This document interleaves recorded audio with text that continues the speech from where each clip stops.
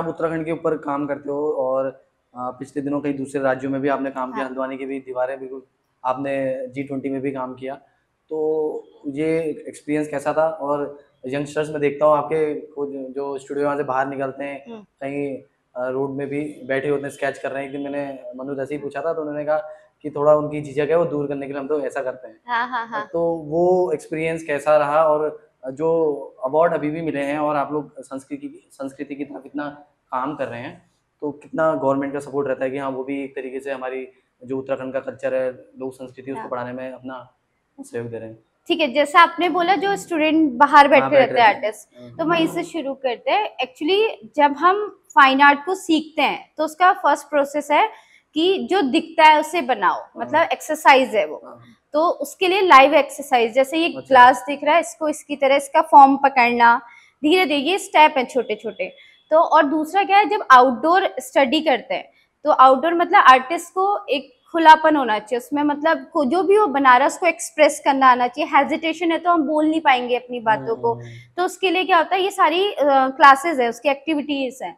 तो बच्चे बाहर जाते हैं या जो भी आर्टिस्ट हैं वो बाहर जाते हैं आउटडोर, जैसे सब्जी मार्केट है, रैंडम फटाफट चीजों को बनाना, ऑब्जर्वेशन। फिर क्या है कि आपके पास भीड़ भी आ जाती है बहुत बार, हाँ, वही। तो उससे आपकी हेजिटेशन, आपको रुकना नहीं, उन पे ध्यान नहीं देना, आपका जो दिख रहा है आपको उस पर फोकस करना है। तो फोकस, अपनी चीजों को एक्सप्रेस करना, और सबसे मेन है कि एक्सरसाइज। जब तक एक्सरसाइज नहीं होगी, अलग अलग पेड़ दिख रहा है, देखो सबका अपना टेस्ट होता है, किसी को ह्यूमन फिगर पसंद है, हाँ, किसी को वो हो सकता है जो सब्जियां अस्त व्यस्त पड़ी हैं उसका शेप पसंद है, हाँ। किसी को रोड या कोई रिक्शा, कोई डैमेज चीजें हैं, तो वो सब बनाना वो आउटडोर स्टडी में काउंट होता है। तो वो हमारे वहाँ से स्टूडियो से आर्टिस्ट, हमने सभी को बोला, चाहे सीनियर है जूनियर है, तो वो आउटडोर स्टडीज करते हैं।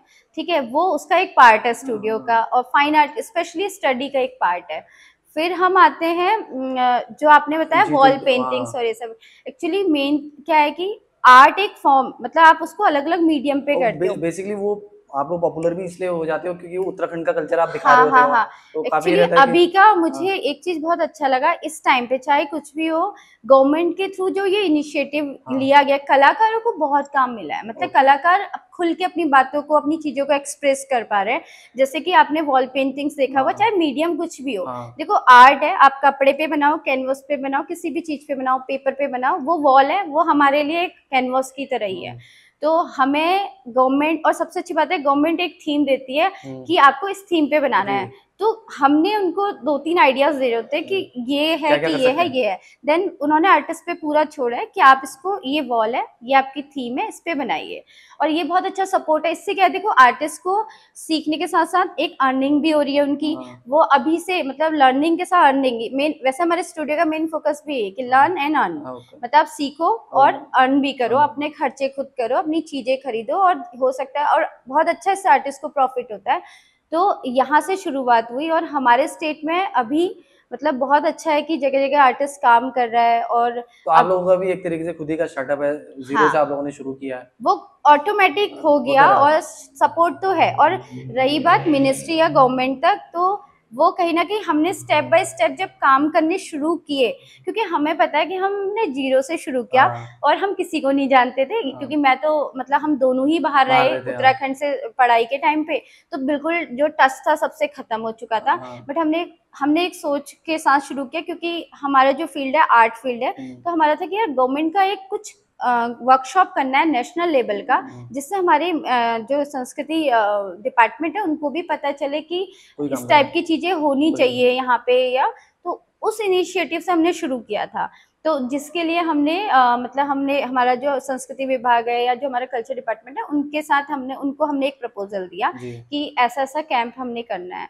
तो उसमें भी हमने बहुत मेहनत करी, पूरा मतलब क्या क्या प्लानिंग रहेगी, कैसे प्रॉपर, हम दोनों ने, और इवन देहरादून आना जाना बहुत वो किया। हुँ, देन 1-1.5 साल की मेहनत के बाद वो कैंप हुआ, जिसमें हमने ललित कला और संस्कृति विभाग, विभाग, इन हाँ, दोनों के कोलाब्रेशन में हमने रंगीत आर्ट सेंटर, जो हमारा स्टूडियो है, उस हाँ, हम तीनों के उसमें नैनीताल में हुँ, केएमवीएन ने हमारा, जिसमें केएमवीएन हमारे आपकी कोलाब्रेशन में फ़ोटोज़ था। भी लगी हाँ, उसमें। तो उस जगह पे हमने आर्टिस्ट कैंप कराया, और हाँ, हमारे कुमाऊं जोन का पहला नेशनल पेंटिंग कैंप रहा, जिसमें 25 कलाकारों ने अलग अलग स्टेट से आए, और उन्होंने प्रतिभाग किया। 7 दिन का वो कैंप था जिसमें उन्होंने उसमें हमारे उत्तराखंड की जो हमारे कल्चर मिनिस्टर थे सतपाल महाराज जी, तो उन्होंने हमें कुछ थीम दी थी या कुछ मतलब उनकी बुक्स थी, उन्होंने बताया था कुछ हमारे अनसंग हीरोज थे, मतलब जिनका बहुत योगदान रहा है उत्तराखंड उस संस्कृति को बचाने में और राज्य को करने में,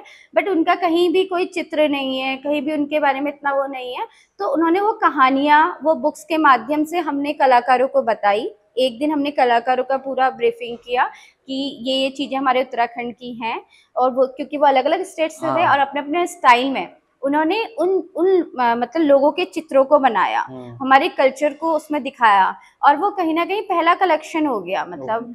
तो वो विभाग के पास अभी भी है और ललित कला के पास भी है। तो इस ढंग से वो शुरुआत हुई। फिर मिनिस्टर ने देखा कि ये तो बड़ा मतलब भव्य कैंप रहा, इसमें तो बड़ा मतलब लोगों का मतलब संस्कृति का भी आदान प्रदान हो रहा है, लोग बाहर से आ रहे हैं।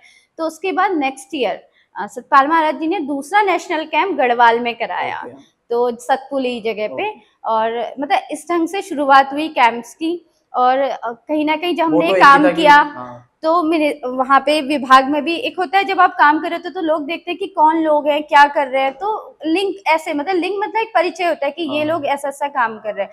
फिर वो जो जितनी भी पेंटिंग्स बनी थी 26 पेंटिंग्स बनी थी, तो उन पेंटिंग्स को हमने 46 के आसपास पेंटिंग बनी थी, उन पेंटिंग्स को हमने बोला कि देहरादून में हमने गैलरी में शो किया। महाराज जी ने उद्घाटन भी किया उसका, और बहुत लोग आए जिन्होंने उसे देखा, ये सारा चीजें।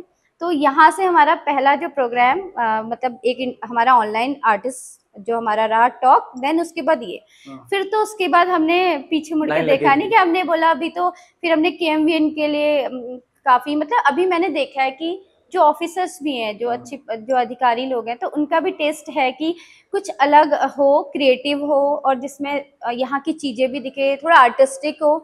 तो वहां से फिर क्या होता है, जब ऐसी डिमांड आपके पास आती है तो आपका मतलब हम बंद करते ही है, हमारा काम ही है क्रिएट करना कुछ कुछ नया, तो फिर आपका काम भी चलता है। वहां से स्टार्ट हुआ, धीरे धीरे हमने फिर सारे इन सब प्रोजेक्ट्स को लेना शुरू किया।